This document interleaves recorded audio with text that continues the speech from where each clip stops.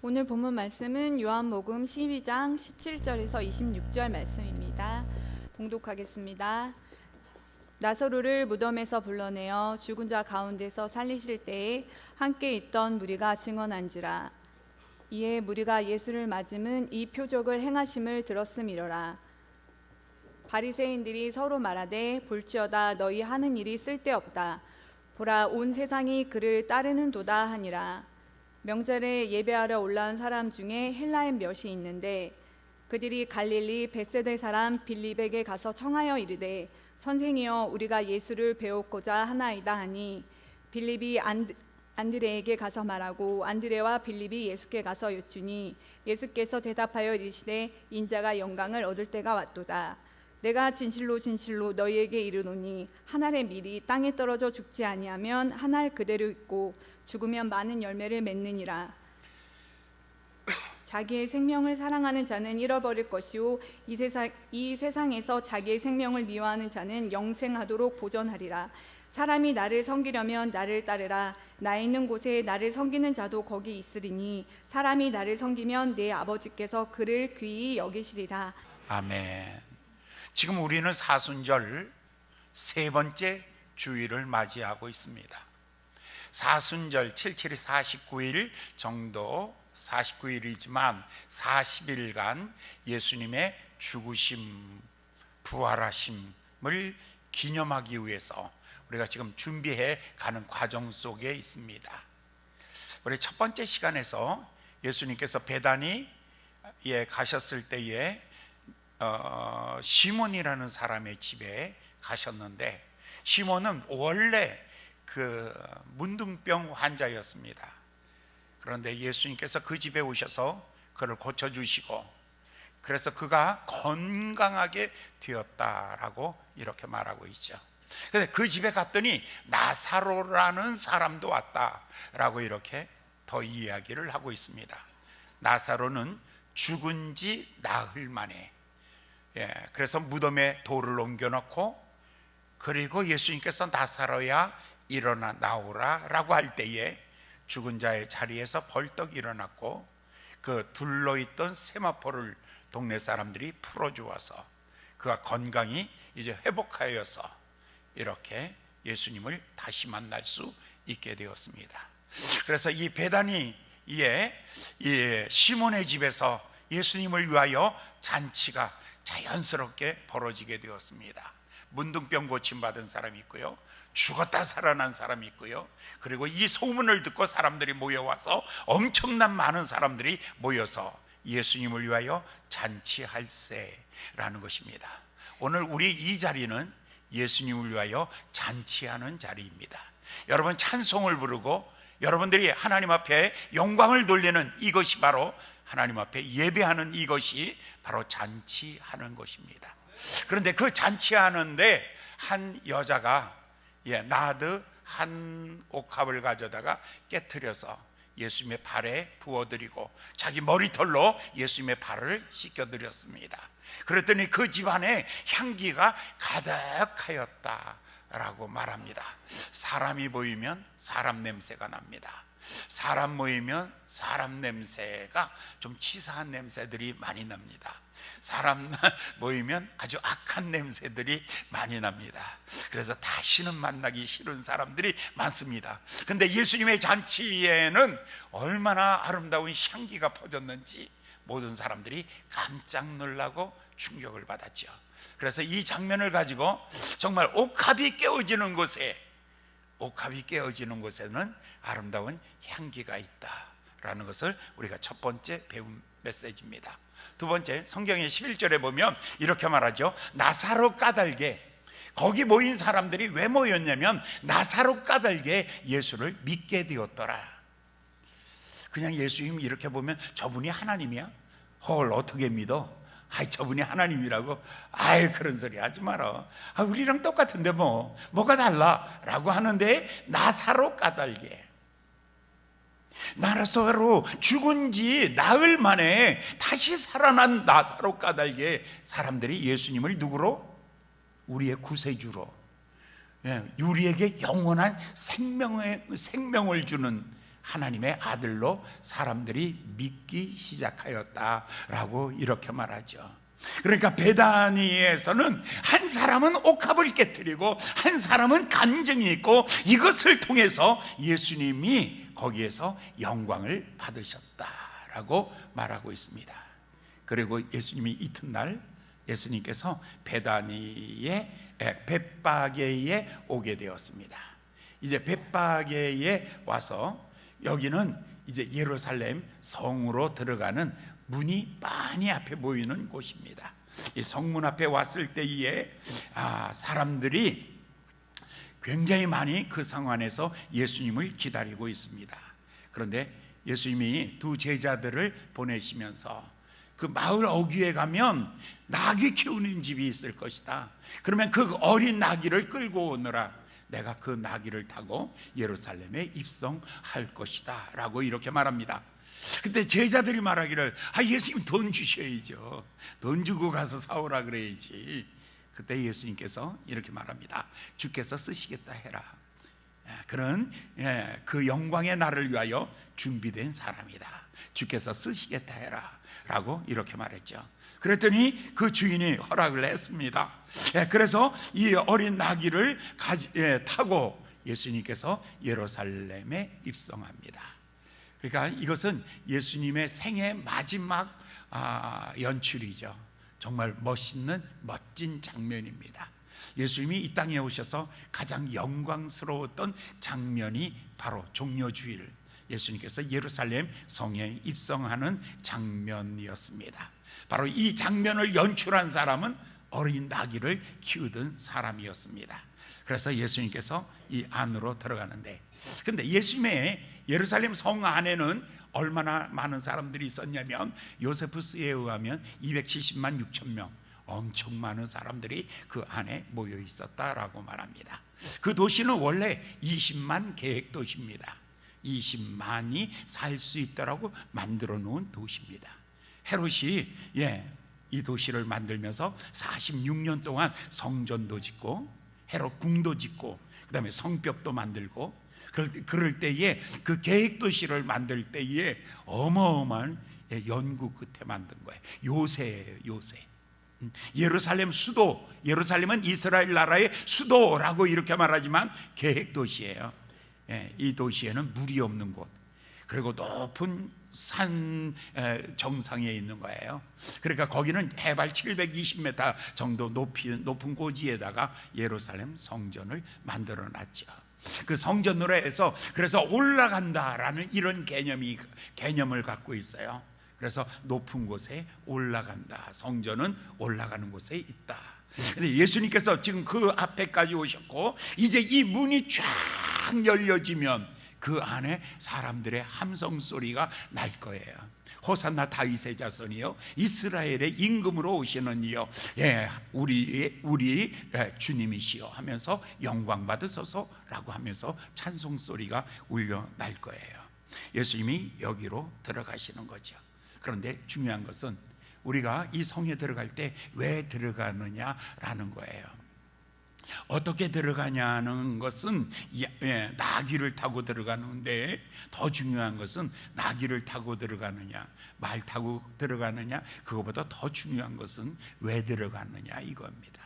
예수님이 개선장군으로서 여기에 들어가는 것이 아닙니다. 예수님은 이미 여기 들어가기 전에 제자들에게 가이사라 빌립보에서 이미 말씀을 했습니다. 내가 예루살렘에 왜 들어가야 되는가를 이유를 먼저 설명을 했죠. 내가 예루살렘에 올라가면 대제사장과 그리고 장로들과 서기관들과 바리새인들이 나를 모함할 것이다. 그리고 내가 많은 고난을 받을 것이다. 십자가를 짊어질 것이다. 그 다음에 갈보리 언덕에서 내가 십자가에서 죽을 것이다. 그러나 염려하지 마라. 3일 만에 내가 살 거다.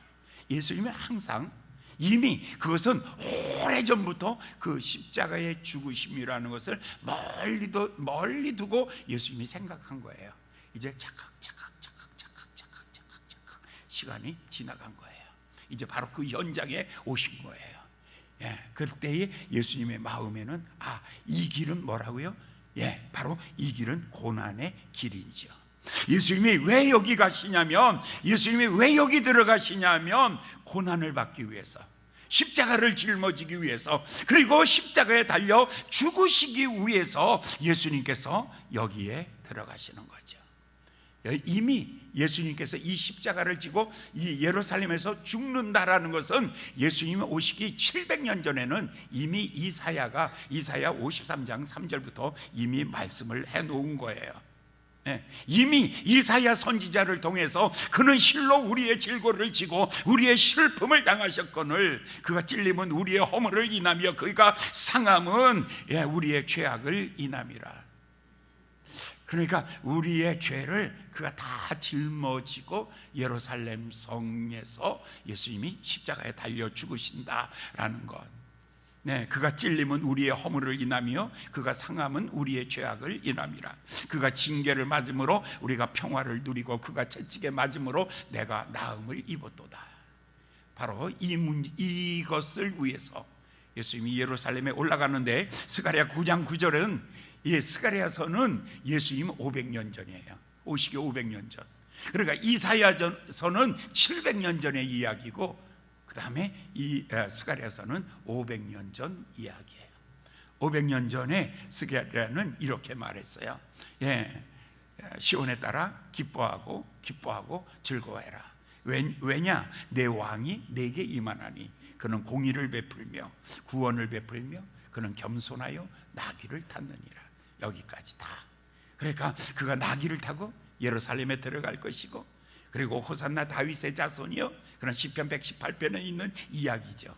그 이야기까지, 그 노래까지 이미 다윗은 예수님 오시기 1500년 전에 이미 벌써 그 이야기까지 다 했죠. 그래서 예수님이 성경에 정통하시죠.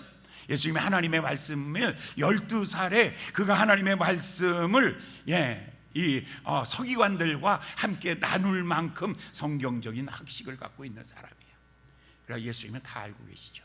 내가 예루살렘에 올라갈 것이며 이미 성경에 기록한 대로 내가 채찍에 맞을 것이고 십자가를 짊어질 것이고, 그다음에 침뱉음을 당하고 이 모든 고난을 다 짊어질 것이다.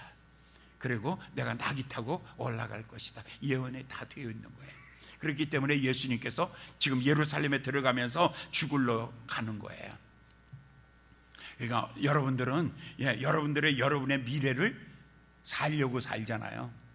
그리고 더 잘 살려고 살고요, 더 잘 되려고 살죠. 근데 예수님이 예루살렘에 들어가시는 이유는 철저하게 그가 황제로서 대관식에 참여하는 것이 아닙니다. 그리고 많은 사람들에게 영광을 받기 위하여 예수님이 예루살렘에 들어가는 것이 아니라, 예수님께서는 십자가에 달려 죽으시기 위해서. 왕도 아니고, 그 다음에 개선장군도 아니고, 화려한 어떤 영웅 호골이 아니죠. 예수님 스스로가 예수님이 생각하기를 내가 채찍에 맞고 그리고 그 허물 다 짊어지기 위해서 예수님이 예루살렘에 간다라는 거예요. 그러니까 그 마음이 엄청 무거운 거예요. 그래서 예루살렘 성문이 저기서 밑에서 보면 저 성문이 보이는 거죠. 그 성문이 점점 열려지면서 그 안에 군중들의 함성 소리가 바깥으로 막 나오기 시작하는 거죠. 예수님이 거기 가까이 갔을 때에 성문이 열리면서 그 안의 장면을 딱 보는데, 거기는 정말 새로운 세상이에요. 270만 어마어마한 숫자의 사람들이 모두가 다 열광하며 호산나 다윗의 자손이요 이스라엘의 임금으로 오시는 이요 영광과 존귀와 찬양받기에 합당하신 하나님 하면서 찬송하며 무리가 모두가 다 같이 일제히 춤을 추며 하나님을 찬양하는 이 현장입니다. 이 모습을 예수님이 다 보고 계시는 거예요.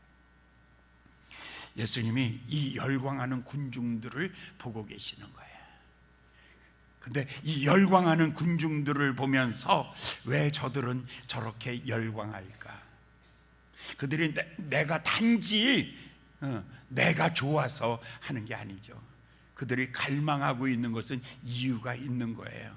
밤이 깊으면 아침을 기다리듯이, 목마르면 생수를 기다리듯이, 배고프면 배고픈 사람이 빵을 기다리듯이, 로마의 압제 아래 이미 그들은 수백 년 동안 고통을 당하고, 네. 그 다음에 거짓 종교, 바리새인들의 그 대제사장들, 거짓 종교인들에게 상처를 받으며, 사회 지도층, 이 사람들은 바리새파, 사두개파, 에셈파 하면서 서로 이렇게 갈기갈기 찢어져 있는 그 사회. 리더들은 찢어져 있고, 종교인들은 썩었고, 권력자들은 착취하고 있고, 백성들은 고통당하고 있는 겁니다. 이들이 오직 해결할 자는 어떤 나라의 임금이 아니고 장군이 아니고 어떤 돈 있는 사람이 아니라 하나님이 메시아를 보내면, 하나님이 구원자를 보내면, 하나님이 다윗의 혈통을 가진, 다윗의 위를 가진 그 능력자를 하나님이 우리에게 주시면 우리 민족에게는 소망이 있다라는 이 메시지를 가지고 그들이 기다리고 있는 거예요. 문이 열리면서 예수님이 등장하는 거죠. 그때 예수님께서 서포트라이트 조명을 쫙, 그 조명을 받으며 예수님이 그 안으로 들어오고 계시죠. 예수님은 무슨 생각을 하고 있을까? 그 다음에 이 모인 군중들은 도대체 어떤 면면의 사람들일까? 군중들, 첫 번째 갈망하는 사람들이에요. 두 번째 17절을 보면, 17절 12장 17절을 보면 두 번째 어떤 사람이냐면, 나사로를 무덤에서 불러내어 죽은 자 가운데서 살리실 때에 함께 있던 무리가 증거한지라. 지금 예수님께서 나귀를 타고 가고 있어요. 그런데 예수님의 제자들이 웃도리를 벗어서 나귀 안장으로 만들었고, 그 다음에 옷을 벗어서 앞에 깔기 시작하고, 카페트처럼. 그리고 종려나무 가지를 꺾어서 앞에서 흔들면서 환호하고 열광하는 거죠. 근데 그 중에 제일 앞에 있는 사람이 누굴까라고 생각해 보죠. 근데 17절에 보니까 바로 이 사람이었어요. 17절에 보면 나사로를 무덤에서 불러낼 때에, 죽은 자 가운데서 살리실 때에 함께 있던 무리가 증거하였다. 제일 먼저 누가 노래를 먼저 부르기 시작했을까? 근데 나사로가 죽었을 때에 예수님이 그 무덤 앞에 와서 돌을 옮겨 놓으라 할 때, 돌을 옮겨 놓았던 사람들, 그때에 마르다가 말하기를 주여 이미 나흘이 지났고 썩은 냄새가 나는데 그럴 필요 있겠나이까? 그때 예수님이 믿으면 하나님의 영광을 보리라. 주여 믿나이다. 돌을 옮겨 놓았죠. 그리고 예수님께서 보에 쌓여 있는 그 나사로를 보면서 예수님 말하기를 나사로야 일어나라.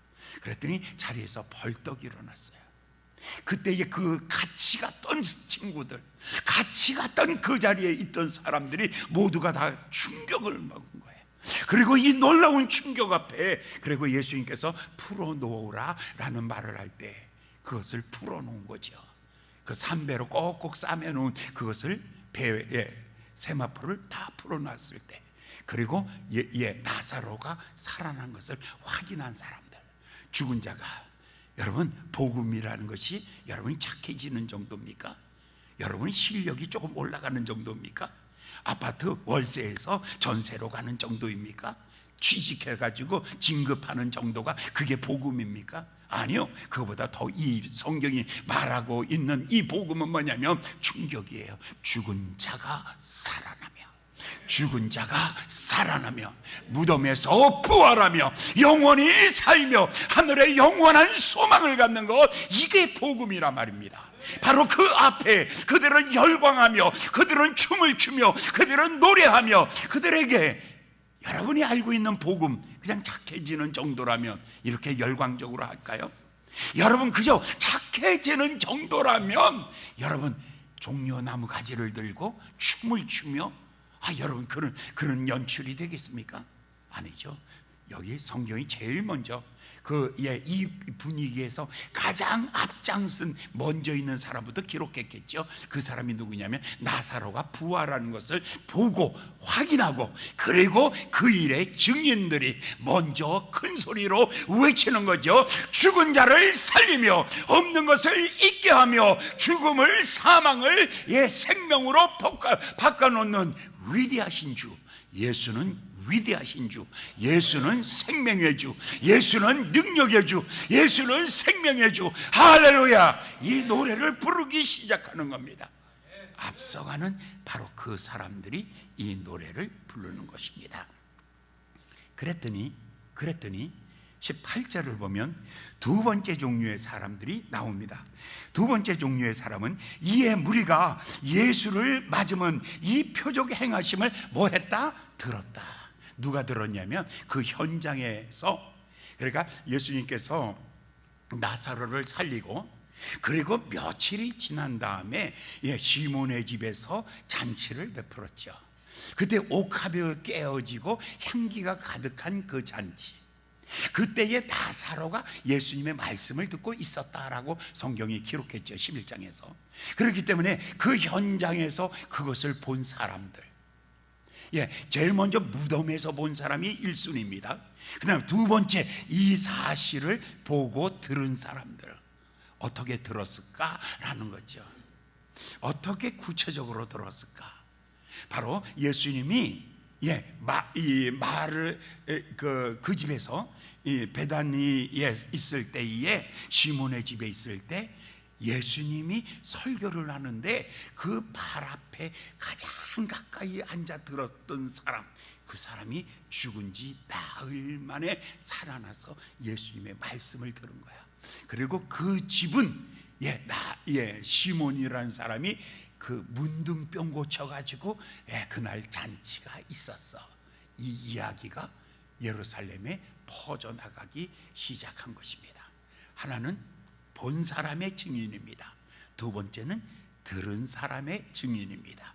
그런데 이 두 사람은 정말 귀한 것이죠. 갈망하는 사람들, 복음을 기다리는 수 없는 사람에게, 배고픈 사람에게 빵을 주는 것과 같이 영원한 생명을 기다리는 사람에게 죽으면 살겠고 살아서 나를 믿는 자는 영원히 죽지 아니하리라 라는 이 생명의 복음을 그들에게 전해줄 때 그들은 엄청난 충격을 받기 시작한 것입니다.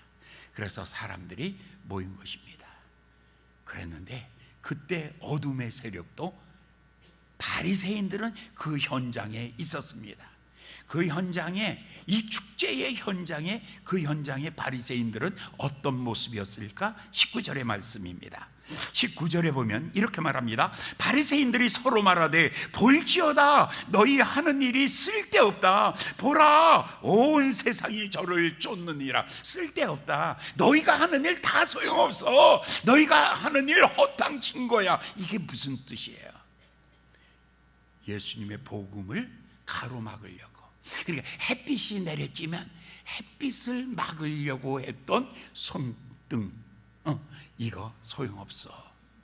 여러분, 물이 흘러가는데 그 물을 손바닥으로 막아보려고 했던 사람들, 바리새인들은 예수는 구원자가 아니야 라는 것을 말하기 위해서 그들이 모였고, 그들이 증거했고, 그들이 예수님을 탄핵하기 시작한 거예요.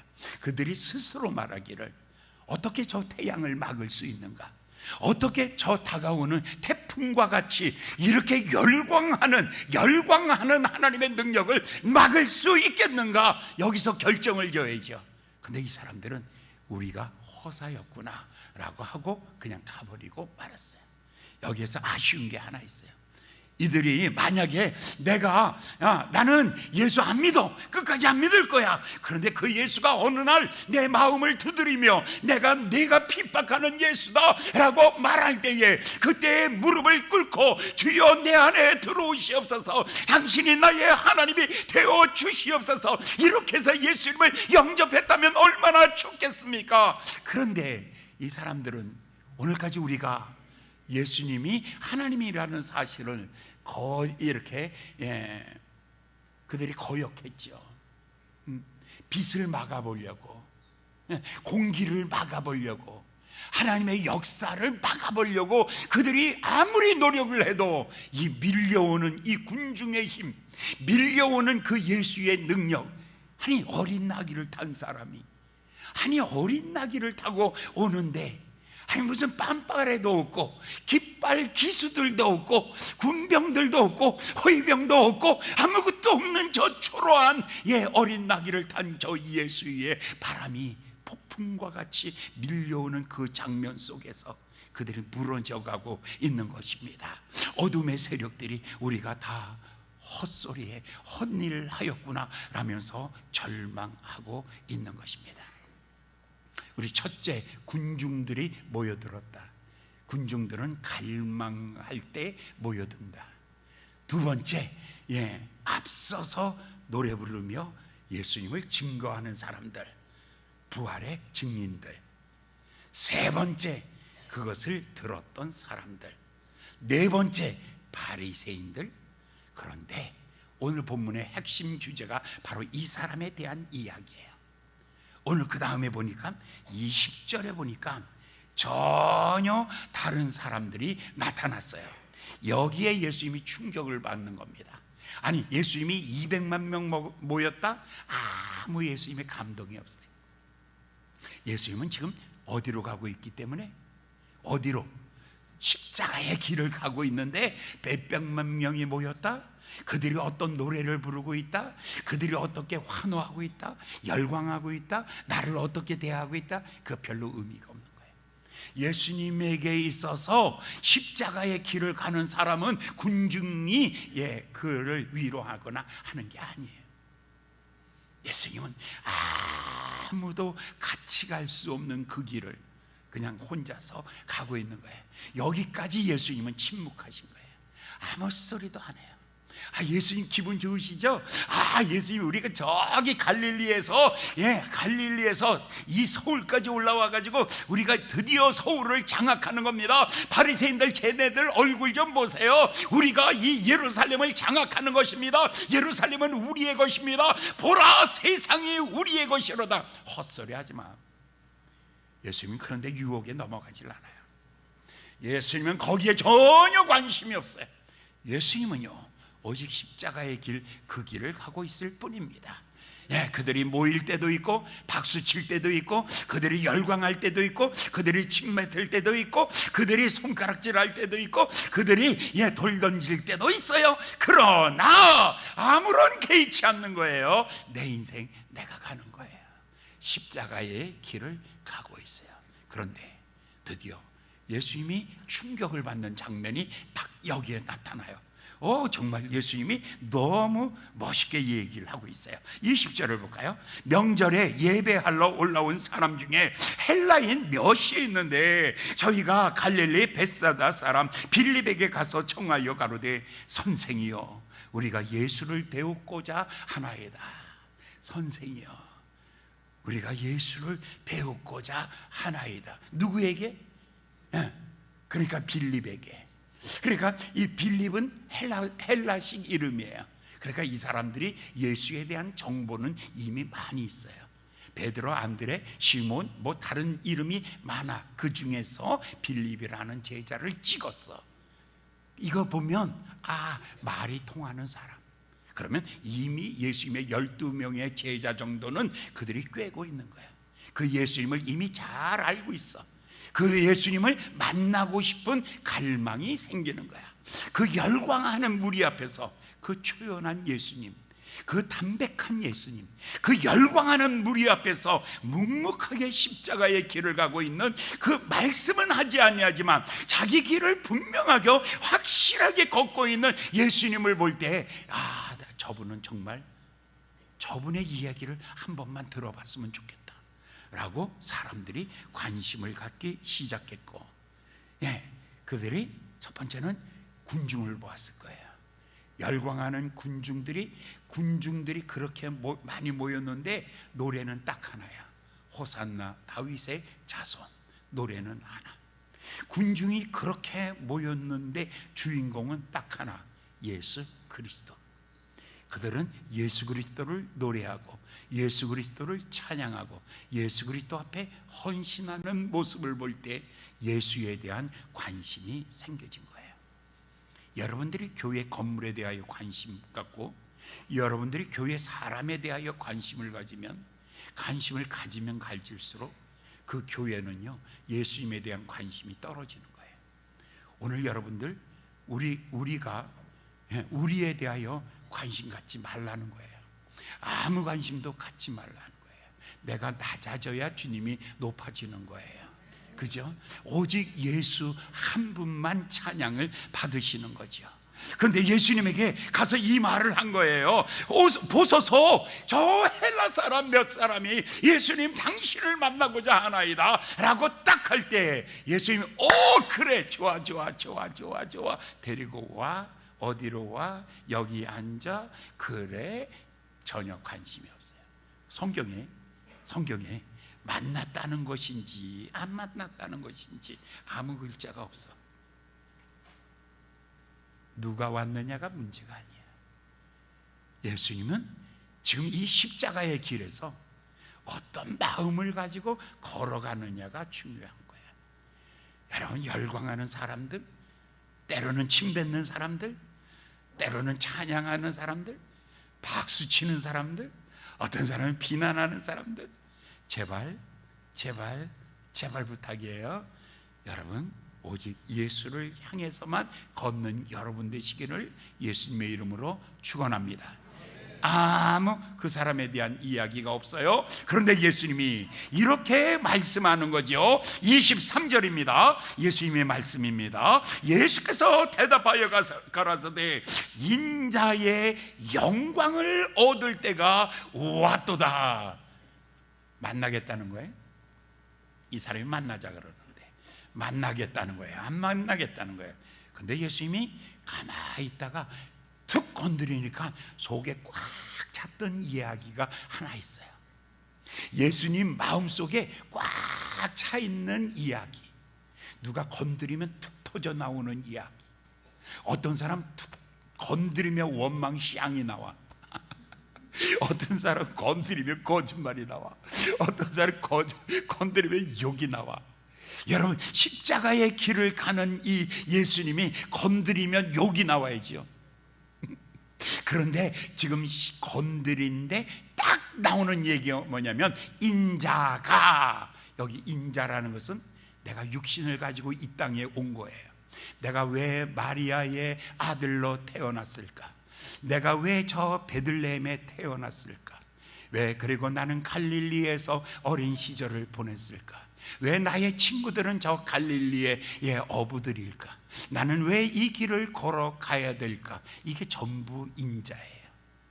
나는 왜 목말랐고, 나는 왜 힘들었고, 왜 나는 두 벌 옷이 없었고, 왜 나는 집이 없었고, 나는 왜 이렇게 외로운 인생을 살았을까? 인자는 이 이야기 속에 삶의 이야기가 다 함축되어 있는 거예요. 인자가 내가 이 땅에 온 이유가 하나가 있다면, 내가 이 세상 사는 이유가 하나가 있다면 그것은 이 십자가의 길을 가는 것이다. 이 길 끝에 십자가 후에 나타날 뭐를 보는 거예요? 부활의 영광을 바라보는 거예요. 고난의 길이지만 영광의 길이요, 슬픔의 길이지만 기쁨의 길이다 라고 이렇게 바라보는 것입니다. 인간 예수가 육신을 입고 이 땅에 온 이유가 뭐냐면, 내가 십자가를 짊어지고 내가 죽음을 당하며 내가 대속의 피를 흘림으로 말미암아 모든 사람에게 생명을 주는 이 영광을 위하여 내가 왔다라는 것. 여러분, 내가 왜 여기 사는가? 내가 왜 오늘을 살아야 하는가? 내가 날마다 왜 살아야 하는가? 내 삶의 존재의 이유가 있다면 그것은 딱 한 가지, 하나님의 영광을 위하여. 할렐루야, 하나님의 영광을 위하여. 그래서 예수님은 말하기를 십자가라고 쓰고 하나님의 영광이라고 읽는다. 예수님은 죽음이라고 써놓고 그것을 부활이라고 읽는다. 예수님은 가시면류관이라고 써놓고 영광의 면류관이라고 읽는다. 문법이 다른 거예요. 우리는 십자가라고 쓰고 아고고고고고고고고, 우리는 고난이라고 쓰고 깨깨깨깨깨깨깨. 그냥 별 예수님은 다른 거예요. 고난이라고 써놓고는 그것을 읽을 때마다 이 영광을 나에게 주시옵소서. 십자가라고 써놓고 그 뒤를 열으면 하나님의 영광입니다. 영광입니다. 영광입니다. 하루를 살아도 어떤 사람은 원망하면서 사는 거지. 오늘 내가 왜 살아? 오늘 내가 왜 살아야 돼? 못 살겠어. 그러면 욕이 막 나오는 거예요.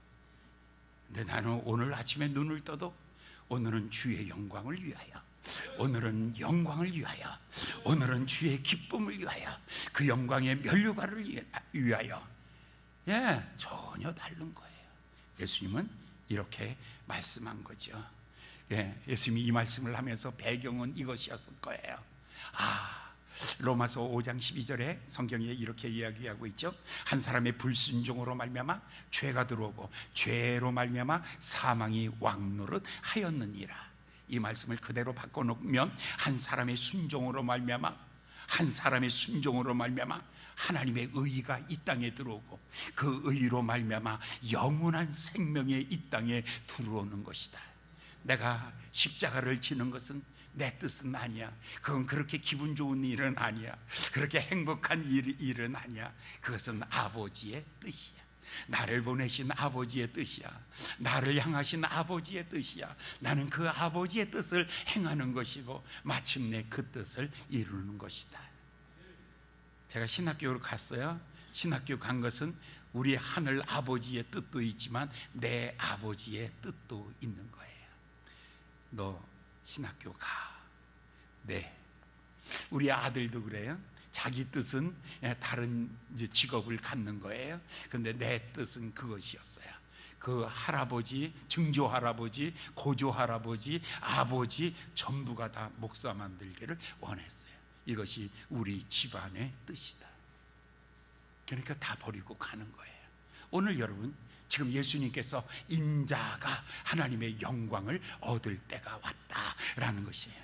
내가 이 십자가는 내 뜻은 아니야. 그러나 순종하기로 결심했고 이 십자가의 길을 가는 것, 이것은 내 뜻이, 내가 이 일에 순종함으로 말미암아 하나님의 의와 생명이 이 땅에 가득한 것이다 라고 이렇게 말하는 것이죠. 그러면서 자기의 삶을 24절에 이렇게 한 걸음 더 표현하고 있습니다. 내가 진실로 진실로 너희에게 이르노니 한 알의 밀알이 땅에 떨어져 죽지 아니하면 한 알 그대로 있고 죽으면 많은 열매를 맺느니라. 지금 이 이야기를 언제 한 거예요? 헬라 사람들이 왔을 때, 그리스 사람들이 왔을 때 에게해를 건너 유럽 대륙을 향하여 꿈을 꾸며 온 세계 복음을 온 세계를 향하여 꿈을 꾸며 예수님이 말하는 거예요. 한 알 그대로 있기보다는 내가 이 한 알이 땅에 떨어져 죽음으로 말미암아 많은 열매가 맺는데, 안디옥에서 열매를 맺을 것이며 저 고린도에서 열매를 맺을 것이며 저 아덴에서 열매를 맺을 것이며 저 로마에서 열매를 맺을 것이며 저 스바나에서 열매를 맺으며 영국에서 열매를 맺으며 저 아메리카 미국에서 열매를 맺으며 그리고 한국에서 열매를 맺으며 온 세상에 하늘 아버지의 열매로 가득할 것이다. 예수님은 겨자 씨알 하나를 놓고 새의 노랫소리를 듣는 분. 여러분, 엘리야는 손바닥만한 구름을 보면서 장대비의 소리를 듣는 분. 하나님의 사람이란 무엇이냐면 십자가를 어떻게 생각하냐면 그 십자가는 하나님의 영광이 온 땅에 가득해지는 것, 그것을 바라보는 거예요. 사랑하는 여러분, 여러분이 가정을 위해서 십자가를 지십니까? 남편을 위해서 밤마다 우십니까? 자녀를 위해서 밤마다 우시고 새벽마다 우시면서 여러분이 기도의 제단을 쌓습니까? 그게 바로 십자가입니다. 남편이 때로는 내 십자가가 되고, 자식이 내 십자가가 되고, 아내가 내 십자가가 되고, 나를 아프게 하는 내 주변의 사람들이 내게 십자가가 되는 것입니다. 그러나 그 십자가를 바라보면서 원망하고 낙심하고 포기할 것이 아니라 십자가 속에는 하나님의 영광이 들었다. 십자가 속에는 하나님의 영광이 들었다. 내가 이제 이 십자가를 짐으로 말미암아 하나님의 영광이 가득하리라 라고 이렇게 비전을 바라보고 있는 것입니다.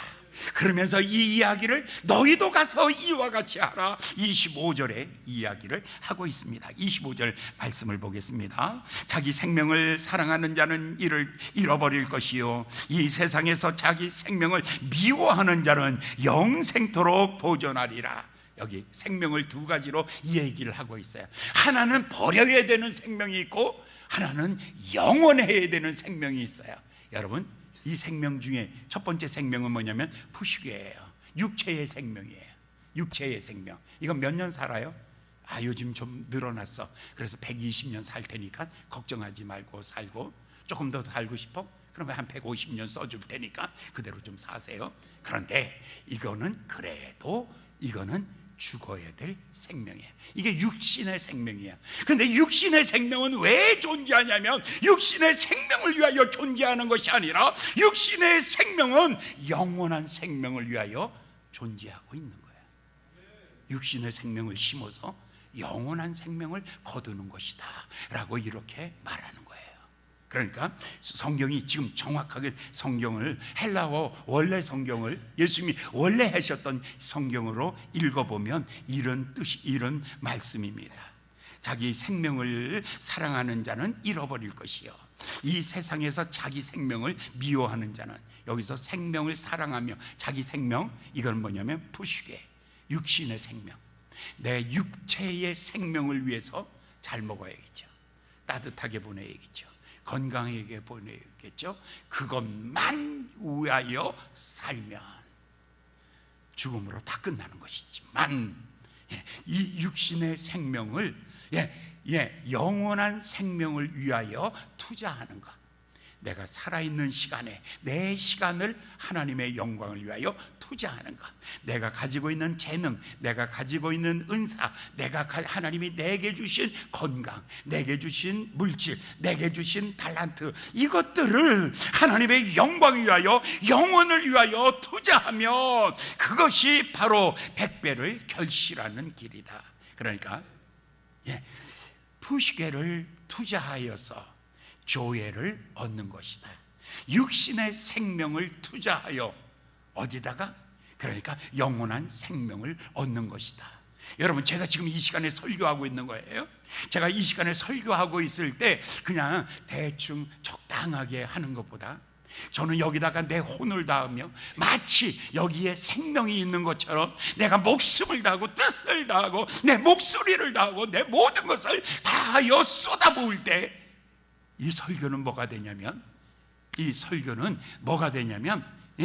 육신의 생명을 투자하여서, 생명을 투자하여 뭐를 얻는다?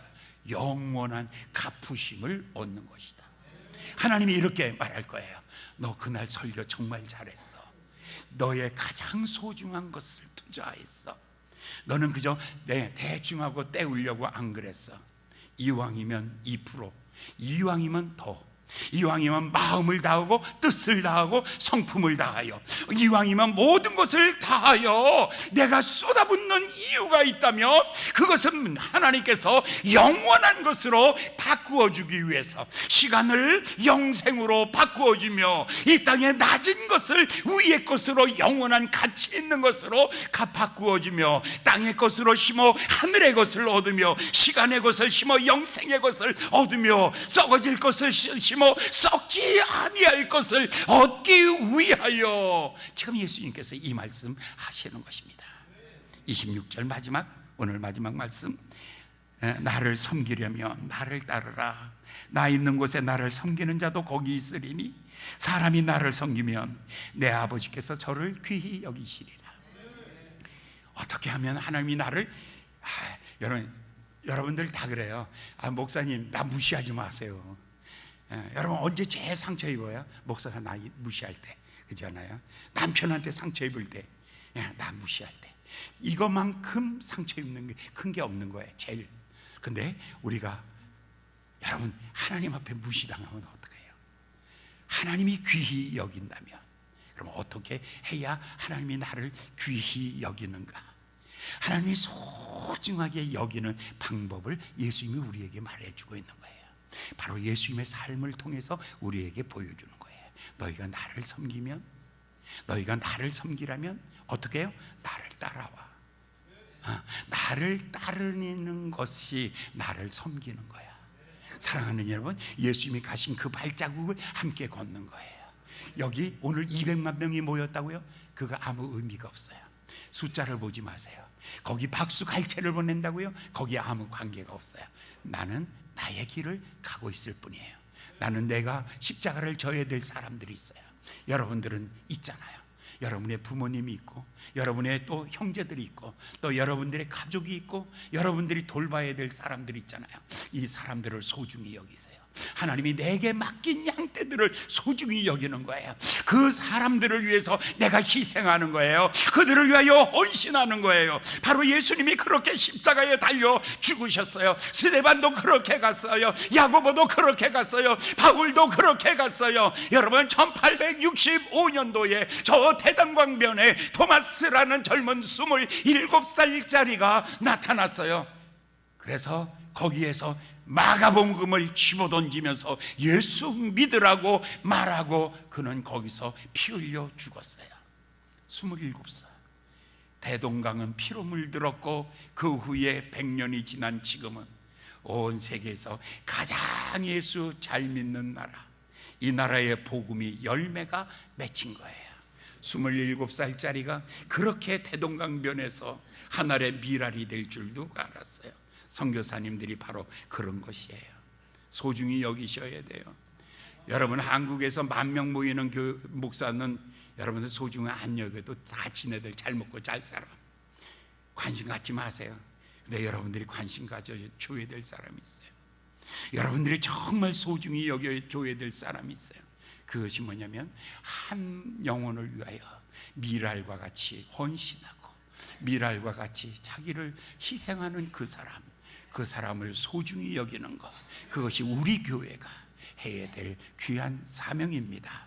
오늘 여러분, 하늘의 미랄을 소중히 여기는 교회 되기를 예수님의 이름으로 축원합니다. 기도하겠습니다. 자비로우신 귀하신 아버지 하나님, 오늘은 이렇게 주의 말씀을 나눌 수 있어서 감사합니다.